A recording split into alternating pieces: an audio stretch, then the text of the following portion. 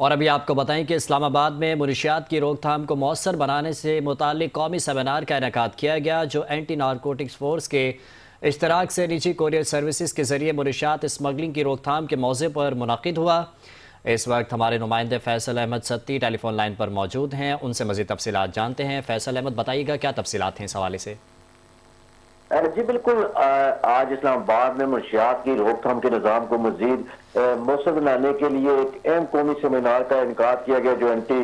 Narcotics force کے اشتراک سے نجی کوریئر سروس کے ذریعے منشیات کی اسمگلنگ کو روک تھام کے موضوع پر منعقد ہوا۔ یہ ایک روزہ سیمینار منشیات کے استعمال کی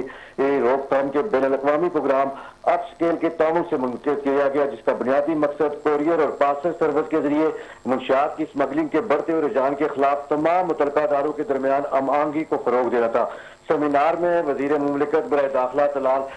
چودھری نے بطور مہمان خصوصی، جبکہ ڈائریکٹر جنرل ANF، سینئر افسران، مختلف سرکاری محکموں اور نجی کوریئر کمپنیوں کے نمائندگان نے بڑی تعداد میں شرکت کی ہے۔ سیمینار کے دوران شرکاء کو منشیات کے استعمال کی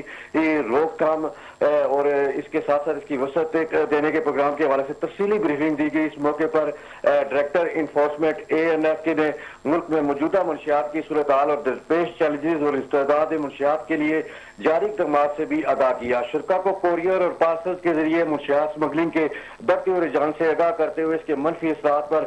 تفصیلی روشنی ڈالی گئی، جبکہ اس رجحان کی روک تھام کے لیے مجوزہ اقدامات اور عملی تجاویز بھی پیش کی گئی۔